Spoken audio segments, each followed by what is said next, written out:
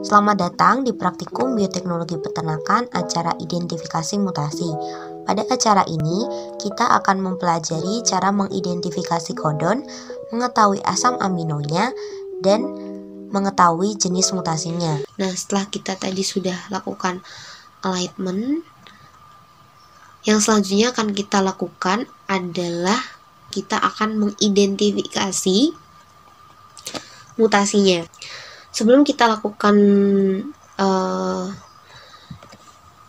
identifikasi jenis mutasi, terlebih dahulu yang harus kita lakukan adalah mengetahui kodon dari setiap sekuensinya ini terlebih dahulu. Karena kenapa penting untuk mengetahui kodon? Karena kodon atau triplet nukleotida itu yang akan kita terjemahkan menjadi suatu asam amino. Dan kita nggak boleh nih teman-teman, misalnya nih motongnya GTT, padahal bisa jadi ini kodonnya itu bukan GTT tapi TTT kayak gitu deh. Gitu tuh nggak boleh ya teman-teman. Jadi kita nggak bisa melakukan pemotongan kodon sesuka hati kita tuh nggak bisa, karena memang sudah ada strukturnya seperti itu, pemotongan kodonnya. Nah, bagaimana cara melakukan pemotongan kodon? Kita bisa ambil nih dari sequence kita tadi. Nah, contohlah di sini itu, sebentar ya. Nah, contohlah kita mau mengidentifikasi jenis mutasi yang ada di bagian ekson. Nah, kenapa kita penting untuk mengidentifikasi, atau kenapa kita ambilnya bagian ekson gitu ya teman-teman?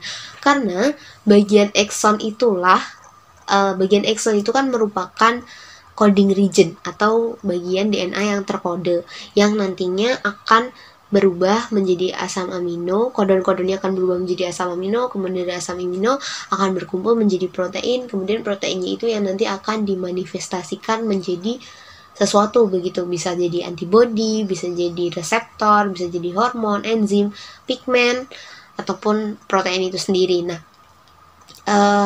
kalau intron itu apabila nih diketahui ada mutasi di intron itu bukan merupakan DNA yang terkode, jadi bukan coding regionnya.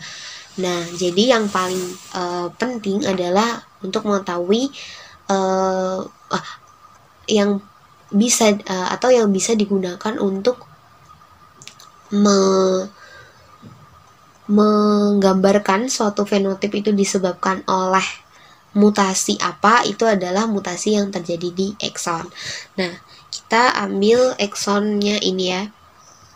Saya contohkan. Ini ekson 3, gennya SLC45A2, ternaknya puyuh Jepang atau Coturnix japonica. Nah, ini kemudian searchnya kalau di NCBI itu biasa nama gennya apa, kemudian di sini dipilih dulu gene, kemudian search, oh ya, nama gennya apa, kemudian ternaknya apa, nama gennya apa, ternaknya apa, kemudian di sini diklik gene, silahkan kemudian di search. Lebih bagus lagi ketika kalian sudah tahu accession numbernya. Accession numbernya itu yang NC, sebentar.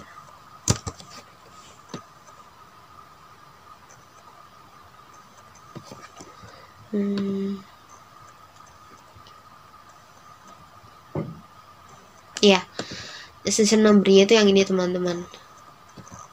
Kemudian gen ID-nya itu yang sebelah sini. Nah, kemudian setelah itu kita akan lakukan pengecekan terhadap kodonnya. Caranya adalah, jadi ketika kita buka gennya ini, ditunggu dulu. Nah, tunggu bagian ini sampai loadingnya selesai. Oke. Setelah dia selesai, klik tools, kemudian search, kemudian silakan di paste tadi, kemudian klik OK. Kemudian, nah, apabila ada centang di sequence-nya ini, berarti memang terkonfirmasi bahwa sequence yang kita gunakan tadi ada di database NCBI, tapi memang harusnya ada karena kalian kan ketika membuat desain primer juga dasarnya dari database yang ada di NCBI maupun Ensemble ya. Nah, kemudian setelah selesai kita close, kita klik bagian yang ini, switch on mode show all for gene tracks. Kita klik, kemudian kita tunggu. Nah, ini kodenya yang CTG, ACA, GGT. Nah, ini nih kodenya. Nah, ini kan nggak bisa ya.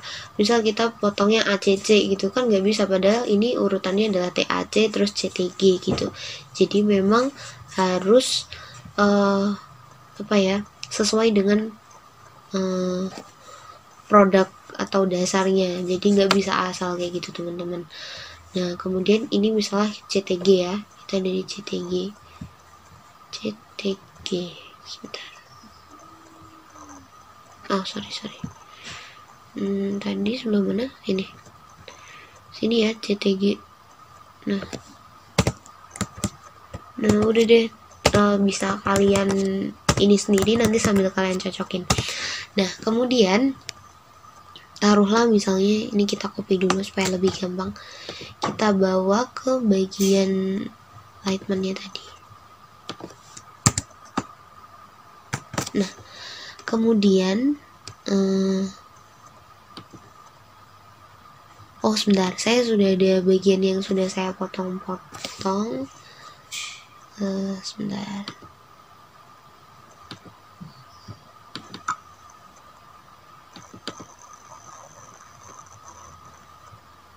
Oke, ini yang sudah saya lihat, yang sudah saya identifikasi letaknya, letak kodenya. Kemudian kita kopas ke lightman tadi. Oke, nah ini ya kan AC, GGC, TCT dan seterusnya. Kemudian nah ini TCG. Nah, kan mutasinya di G ya. Nah, TCG ini. Nah, kemudian setelah kita ketahui kalau misalnya kodenya adalah TCG, nah kita lihat dia berubahnya mutasinya menjadi apa? TCA. Nah, TCA itu yang perlu kita ketahui adalah kalau T itu adalah merupakan dari DNA. ACTG itu kan DNA. Nah, kalau di translate menjadi RNA, T ini berubah menjadi U. Sementara yang lainnya tetap. Jadi untuk ACG-nya tetap, sementara T-nya akan berubah menjadi U ketika di RNA. Jadi ini kita ubah jadi UCG menjadi UCA. Dengan mutasinya tadi ya, G menjadi A.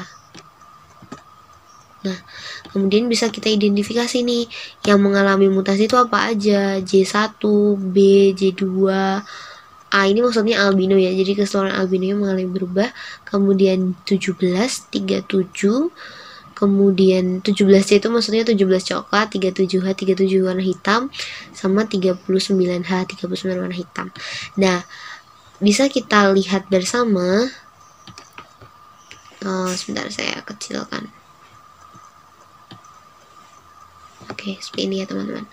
Bisa kita lihat bersama UCG, ini ya, UCG serin akan berubah menjadi UCA. UCA-nya juga di atasnya serin juga. Nah, kalau bentuknya seperti ini, jadi kan ini asam amino, basa nukleotidanya berubah ya, dari G menjadi A. Basa nukleotidanya berubah, tetapi asam aminonya tetap serin. Nah, kalau basa nukleotidanya saja yang berubah, sementara asam aminonya tetap, itu disebutnya dengan silent atau synonymous.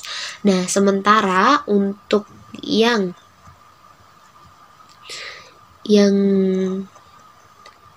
ini CGA menjadi UGA, yang belakang sendiri ini, itu adalah berubah menjadi CGA mana ya tadi? Ini CGA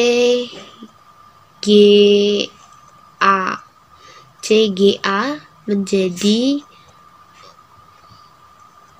UGA. UGA itu stop codon. Nah, ini jenis mutasinya adalah nonsense. Jadi adalah mutasi yang menyebabkan perubahan menjadi stop codon. Nah, kemudian untuk yang missense misalnya saya contohkan yang ini deh. Yang ACA. Oh, atau yang di intron yang di exon aja ya. Nah, kalau misalnya bintang semua gini berarti tidak ada mutasinya, teman-teman. Nah, ini misalnya yang missense, maaf sebentar. Nih. Missense ini yang contohnya adalah GAC, GAC, GAC di sini menjadi AAC. Jadi urutannya adalah samping atas bawah. Samping atas kiri atas kanan. AAC ASN. Jadi dari ASP jadi ASN. Nah, ini adalah karena asam aminonya juga berubah, jadi disebutnya dengan missense atau non synonymous seperti itu. Nah, sebenarnya kalau untuk mendeteksi jenis mutasi itu di Ensembl pun kita sudah bisa melakukannya, karena di Ensembl itu seperti yang sudah dijelaskan Mbak Irma sebelumnya, itu sudah ada bagian yang show variance itu ya. Nah, itu kan di sini nih ada frame shift, ada missense, ada splice sector. Kemudian kalau misal ya ini kita mau lihat yang missense aja deh yang gampang. Missense itu kan tadi pengertiannya non synonymous ya, dimana basa nukleotida dan asam aminonya sama-sama berubah. Caranya adalah sama, kita copy nih ya sequence-nya.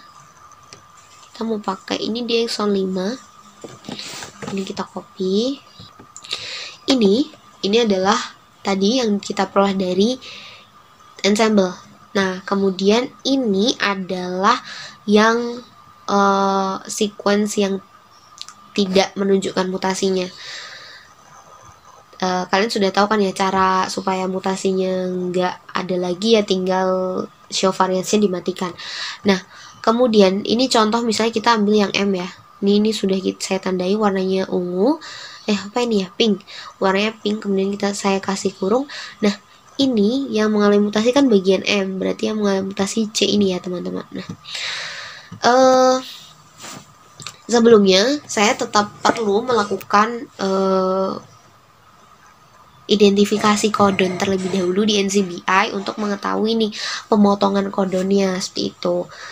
Nah, kemudian sehingga nanti saya bisa identifikasi nih asam aminonya memang berubah atau enggak, karena kan di Ensembl itu hanya bisa menyebutkan jenis mutasinya saja, tapi kan tidak bisa menyebutkan oke, ini missense atau non synonymous, tapi perubahannya apa. Perubahannya misalnya harusnya diberitahu gitu loh, dari asam amino alanin misalnya menjadi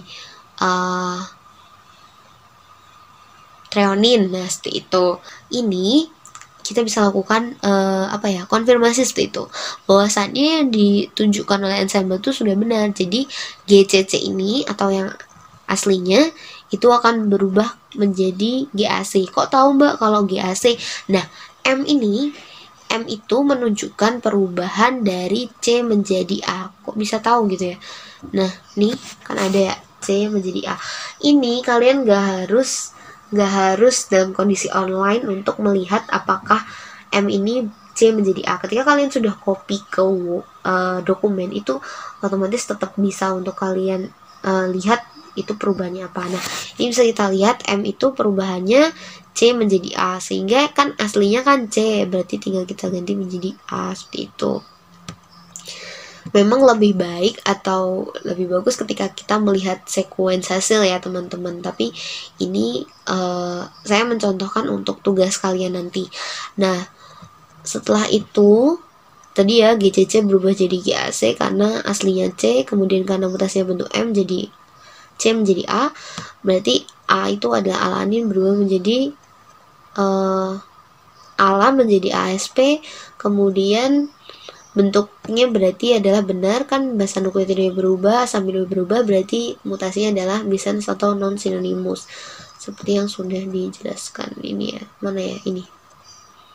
Nih. Nah, begitu teman-teman. Menghitung nilai haplotype-nya. Kita klik file, kemudian open data file. Kita tunggu sebentar.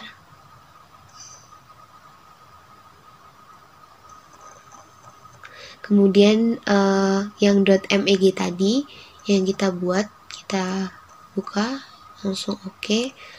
Nah, ini keluar untuk hasilnya. Jadi untuk posisi ukuran produk yang kita buat itu kan adalah 671 base pair, dan sudah terkonfirmasi bahwasannya keseluruhan sekuens yang kita bersihkan juga memiliki ukuran produk yang sama dengan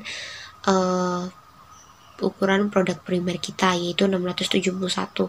Kemudian total sekuens yang akan kita lakukan penghitungan haplotype diversity ini adalah 10, yaitu 9 sampel puyuh dan 1 RFS atau reference sequence-nya.